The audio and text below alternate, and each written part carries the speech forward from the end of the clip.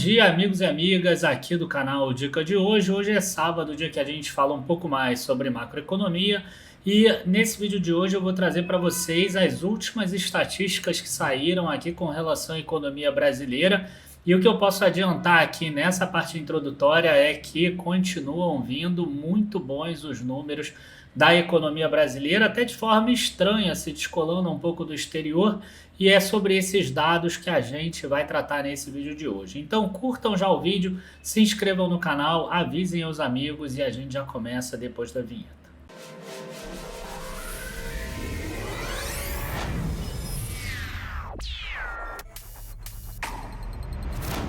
Bom, pessoal, eu fiz alguns vídeos ali atrás em junho, mais ou menos, início de julho, mostrando que eu acreditava que a Bolsa de Valores poderia ser um bom lugar para você investir o dinheiro naquele momento, até porque boa parte daquele cenário ruim que a gente estava projetando para esse ano começou a se dissipar e a gente conseguiu ver isso até mesmo nos próprios boletins focos, nas próprias estimativas de analistas e tudo mais. A gente vê que o tempo todo está tendo projeções de melhoras em relação às projeções das semanas anteriores. Então a gente viu ali que poderia ser um bom momento e eu acredito que dessa forma a gente acertou aí naquele ponto quando a gente colocou aqueles vídeos.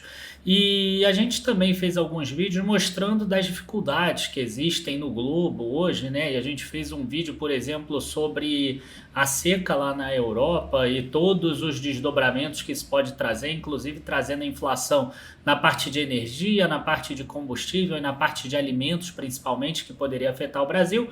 Dificilmente o Brasil se descola do mundo, até porque o Brasil acaba exportando muitas commodities, boa parte da balança comercial dele é de exportação de commodities e você depende de demanda no exterior para essas commodities. Não adianta você estar voando se você não tem para quem vender, você não tem mercado consumidor ou se esse mercado consumidor cair. Então, descolar o Brasil do resto do mundo demais, assim, eu não acredito.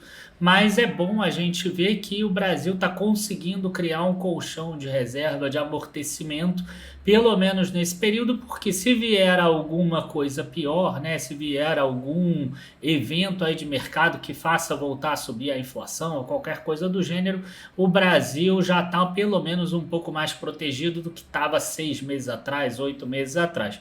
E além disso, a taxa de juro mais alta acaba que freia um pouco a economia, mas também ajuda em alguns outros setores, como, por exemplo, trazendo recursos de fora aqui para o Brasil. Então, eu vou começar aqui trazendo para vocês as estatísticas fiscais do Brasil, que inclusive saiu nessa semana, dia 31 de agosto de 2022, e olha só que interessante, né? Primeiro, Brasil tem déficit primário ou superávit primário? E aqui a gente vê um superávit primário de 150 bilhões de reais, já nesse ano de 2022, sendo 230 bilhões nos últimos 12 meses.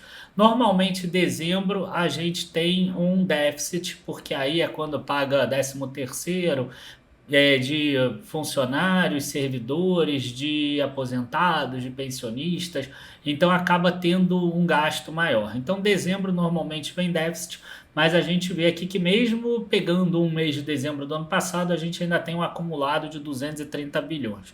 Em julho, a gente teve 20 bilhões de superávit primário e a gente vê que praticamente todo esse superávit vem aqui do governo central, né? Empresas estatais aqui sim com déficit de 1,3 bilhão. Lembrando que entrou agora a eletronuclear aqui. A Eletrobras ela não fazia parte dessa estatística e agora com a privatização a eletronuclear saiu da Eletrobras, então ela volta a ser estatal e ela volta a fazer parte aqui do resultado das estatísticas fiscais. Aqui a gente tem os juros nominais.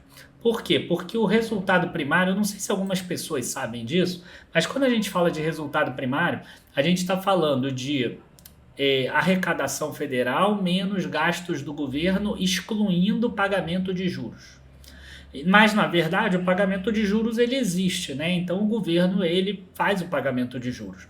Então, na verdade, quando você pega o déficit fiscal ou superávit fiscal, você inclui os juros. Então, quando a gente pega o resultado primário, que é o que tem nas metas do governo, a gente exclui o pagamento de juros, mas é importante a gente saber qual foi o valor pago de juros. E a gente vê aqui que em 2022 a gente teve 42,9 bilhões de reais de juros pagos e no ano a gente já chega em 586 bilhões de reais de juros pagos. Então o Brasil tem, né, aqui é acumulado em 12 meses, desculpa. Então o Brasil tem uma economia em termos de despesas menos arrecadação de 230 bilhões, mas em compensação tem um pagamento de juros de 586 bilhões, o que deve nos levar mais ou menos a um aumento de dívida líquida em torno de 350 bilhões. Tá? Esse número não é exatamente ruim, porque o Brasil ele cresceu o PIB dele muito mais do que esses 350 bilhões, até porque a gente pensa nesse caso nominalmente o PIB. Então o PIB cresceu uns 850 bilhões, saindo de 8,5 para em torno de 9,2, 9,3 bilhões. Eu tô falando tudo bilhões, é tudo trilhões, tá, gente? 8,5 trilhões, 9,3 trilhões de reais. Então, a gente vem aqui para a dívida. E aí o que acontece? Quando você pega aquela dívida lá e divide pelo PIB, você vê uma queda. E aqui tem uns pontos que são muito interessantes, né? E aí eu vou aproveitar para pegar essa frase final aqui. A evolução, né? A evolução é a redução da dívida aqui ao longo do tempo, que eu acho que fica bem clara no gráfico. Em relação ao PIB, decorreu principalmente do efeito do crescimento do PIB nominal, redução de 0,9%. Então, o crescimento do PIB fez a dívida cair em 0,9%. Resgates líquidos de dívida, redução de 0,1%. E os juros nominais apropriados, que são aqueles 45 bilhões ou 42 bilhões desse mês, aumento de 0,6%. Então, teve uma redução de 0,4%. Agora, quando a gente pega no acumulado do ano de 2022, teve uma redução de 2,7% nesse caso da DBGG, que é uma dívida bruta que engloba INSS, governos estaduais e municipais também. O crescimento do PIB foi responsável por reduzir esse endividamento em 5,3%. Os resgates líquidos da dívida, redução de 1,7%. E o efeito da valorização acumulada, cambial acumulada, né? O Brasil teve uma variação cambial positiva nesse ano, então reduziu 0,4%, e os juros nominais, que foi aqueles 586 bilhões aqui, ó, fizeram aumentar a dívida em 4,7%. Então a gente vê que os efeitos que fizeram a dívida cair foram maiores e suplantaram aqueles efeitos que fizeram ela cair, e por isso que a gente viu um resultado muito bom. E a gente está falando de resultados muito bons com Selic a 3,75. Né? Então, quando a gente pega aqui a DBGG, por exemplo, aqui um aumento de 1% na Selic aumenta 35 bilhões a dívida, né, por causa de juros. Agora, imagina quando a Selic começar a cair. Né? Se ela cair 5 pontos percentuais, a gente está falando de 175 bilhões a menos de dívida, por exemplo. Então, é muita coisa e é muito interessante. Agora, a gente falou sobre dívidas e aí eu não posso deixar de mostrar um outro indicador aqui, que é o relatório mensal da dívida. Né? Porque a gente viu ali que o governo está fazendo resgate dessa dívida e ele não está fazendo emissão, porque a taxa de juros está muito alta. E assim como o mercado está começando a precificar o Brasil melhor, o governo também espera que a gente consiga ver um Brasil um pouco melhor e que essa taxa caia. Isso aconteceu, por exemplo, agora em agosto, aconteceu também um pouco em julho, então pode ser que o Brasil comece a fazer algumas emissões de dívida. Um dos pontos que mostra como o Brasil melhorou é esse daqui. O Brasil ainda tem um risco CDS aqui maior do que os outros, né, da América do Sul, por exemplo, mas ele foi o que menos cresceu nesse período aqui em julho. Em julho, o risco do Brasil cresceu 21,69%, o do Chile, por exemplo, cresceu 51%. Então, o Brasil foi o que menos cresceu nessa questão aqui.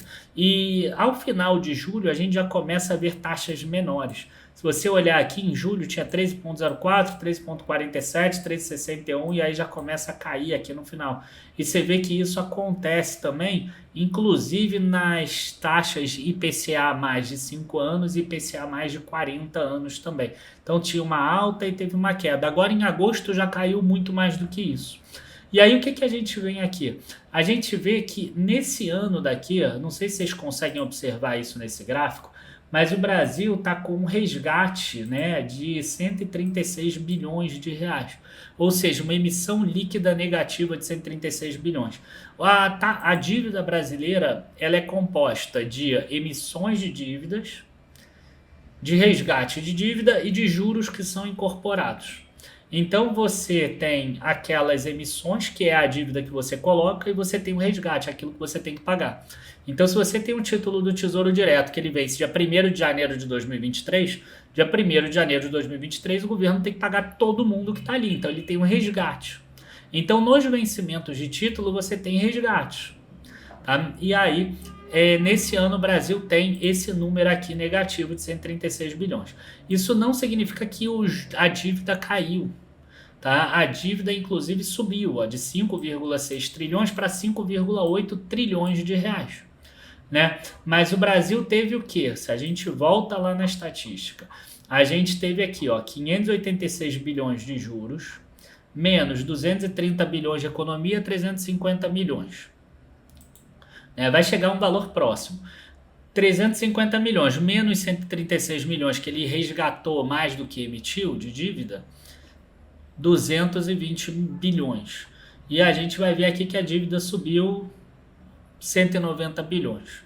Tá? A parte aqui pode ser variação cambial, tem outros pontos aí também que não vale a pena a gente entrar no contexto, mas enfim, os números se aproximam. A gente vê aqui que o Brasil ele ainda está muito longe, por exemplo, dos indicadores que se imaginava para esse ano de estoque de dívida. Mas nem tudo são as mil maravilhas. Por quê? Porque o Brasil ele tem uma situação aqui que é importante da gente tratar, que é essa daqui, os vencimentos da dívida pública federal. Quando você olha aqui 2021, a gente vê que 21% das dívidas venciam até 12 meses. Nesse momento atual, 24,6% das dívidas vencem em até 12 meses. O que está acontecendo aqui? O Brasil ele está segurando ao máximo a emissão de novas dívidas longas, ao invés de fazer essa rolagem normal. Só que ele está extrapolando aqui os indicadores que ele mesmo colocou como meta. Então, até o final do ano, a gente vai ter que ter uma emissão muito grande de dívida. Tá? Para quê? Para compensar pelo menos 1,6% de estoque de dívida. E aí a gente está falando de 1,6% de uma dívida em torno de 6 trilhões. Né? Então, 1,6 vezes 6 dá 96 bilhões a mais de dívida, além do que precisaria para você conseguir rolar essa dívida de curto prazo para longo prazo e ficar no máximo aqui. Se você quiser ficar no médio, já são 3,6%. Aí a gente já vai para uma emissão de 216 bilhões. E quando o Brasil fizer isso, ele entra naquela faixa entre 6 trilhões e 6,4 trilhões de dívida. Talvez a dívida suba um pouquinho. Pode ser que isso seja feito depois da eleição e aí tem um pouquinhozinho ali de uma coisa, mas mesmo assim eu acredito que muito disso está sendo feito porque depois das eleições a gente deve ter uma redução de risco e aí com a redução de risco você consegue rolar essa dívida para um prazo maior a um custo mais baixo, que é interessante para o país, né? Quanto menos juro a gente paga, mais sobra para outras linhas aí como educação, saúde, segurança pública e outros mais. Tá? Então é interessante a gente conseguir ver que está se reduzindo muito a emissão de dívida, está melhorando muito o superávit primário, está melhorando muito toda essa questão fiscal, muito diferente do que a gente imaginava lá atrás. Só que isso está acontecendo nesse momento porque o Brasil está conseguindo crescer. porque o Brasil está conseguindo aumentar aí e provavelmente vai terminar esse ano com mais de 2% de crescimento do PIB. Se não tivesse crescendo, o Brasil estaria com dificuldades, tá? Tanto que a gente consegue ver que o custo médio da dívida aqui, ó, tem subido nos últimos anos aqui, né? Pelo menos nesses últimos 15 meses, mais ou menos, a gente vê aqui um crescimento dessa taxa de juros aqui, principalmente as taxas mais curtas, né? As taxas mais curtas aqui a gente vê um crescimento mais forte. Agora, não é só o fiscal que está andando bem, né? A gente começa a ver alguns indicadores dentro do cenário interno que estão melhorando. Um deles é o emprego, que eu não separei para esse vídeo de hoje, mas um outro é a utilização da poupança no crédito imobiliário. Então aqui saíram dados da ABCIP agora no dia 26 de agosto, também essa semana, que mostram os financiamentos imobiliários. Então a gente via aqui no início do ano, e fazia parte da minha tese isso também, né? Essa redução do crédito imobiliário. A gente sabe que o imobiliário traz muito emprego, o imobiliário gira muita economia, e essa queda aqui ao longo do tempo me fez imaginar que o Brasil teria um ano difícil. E a gente começa a ver agora já por 3 meses seguidos que isso começa a mostrar alguma recuperação em valores financiados. Alguns vão falar que os preços dos imóveis aumentaram muito, então o valor financiado é alto, mas a quantidade de unidades não é tão grande assim. E isso pode até ser verdade, mas a gente vê que não é tão verdade assim. Porque enquanto o total aqui cai 4,5% frente ao valor financiado há um mês atrás, e cai 10,6% no acumulado de um ano, a gente vê que o número de unidades financiadas aqui, ó, cai 9,9%, 14,3%. Então, em tese, o valor das unidades financiadas subiu aí uns 4, 5, no máximo 6%. Não é uma coisa tão grande assim, é algo inclusive menor do que a própria inflação, né? Então a gente começa a ver uma recuperação na quantidade de unidades financiadas, a gente começa a ver uma recuperação na quantidade de valores financiados, e o que chama a atenção da gente é a questão ainda da poupança, de captação líquida. Esse sim ainda é um ponto a se corrigir. A gente vê que o Brasil, infelizmente o número aqui vai estar bem pequenininho porque ele está aqui embaixo, a gente vai ver aqui que o Brasil teve uma captação líquida de poupança de 27 bilhões em 2018, 12,4 bilhões em 2019, aí depois teve 125 bilhões em 2020, aí teve uma queda de 34 bilhões em 2021, que aí o pessoal começou a resgatar porque estava perdendo poder de compra com a inflação que estava mais alta, e segue acontecendo isso esse ano, 48,2 bilhões, ainda sem nenhum indicativo que está melhorando. Inclusive, o mês de julho aqui teve mais resgate do que aplicação em poupança de 11,6 bilhões de reais. Então, esse número aqui ainda preocupa. Inclusive, o estoque de poupança reduziu em 3,2%. Lembrando que em cima desses 797 bilhões, teve uma geração de juros, né, da poupança, e mesmo assim a gente teve uma queda do saldo total da poupança, mostrando que é algo que é um pouco mais complicado ainda. Então, a gente tem aí um cenário fiscal muito bom, a gente tem a principal mola de crescimento, que é o setor de construção, andando de novo, andando mais forte, tanto que a gente tem visto as empresas de construção se valorizarem de novo na bolsa. E a gente ainda tem um probleminha com relação à captação de poupança. E por mais que você não invista na poupança, a poupança do Brasil ela é muito importante, tanto para o financiamento imobiliário, como também para garantir recursos para os bancos, tá? De forma geral. E vamos lá, só aqui para a gente terminar um pouco. Tá? Aí é mais curiosidade, não tem a ver com o vídeo de hoje em si. Mas aqui a gente tem, ó, indicadores do crédito imobiliário, tá? Para construção, para aquisição aqui de imóveis e aquisição mais construção. Então a gente vê aqui 23 bilhões para imóveis em construção, 79 bilhões para aquisição de imóveis, né, que já estão prontos, 103 bilhões no total. O que me chamou a atenção é que a Caixa Econômica, que já teve 70% disso, ela está batendo ali uns 53%, mais ou menos. o Itaú vem crescendo muito forte aqui no crédito imobiliário. Então eu queria aproveitar esse extra aqui no final, que não tem a ver com o vídeo de hoje, para mostrar que o Itaú está vindo bastante forte nesse crédito imobiliário. Ele já está o dobro do crédito imobiliário do Santander e 4 vezes do Bradesco e 4 vezes maior do que o do Santander. Enfim, pessoal, espero que vocês tenham gostado do vídeo de hoje. Se vocês gostaram, curtam, se inscrevam no canal, compartilhem com os amigos, avisem para todo mundo para que outras pessoas possam assistir esse vídeo também. Não deixem de nos acompanhar nas nossas mídias sociais, @dicadehoje_7 e também conhecer os nossos produtos no dicadehoje7.com. Todos os links estão aqui na descrição do vídeo. Abraço a todos. Bons investimentos e até a próxima. Tchau, tchau, pessoal.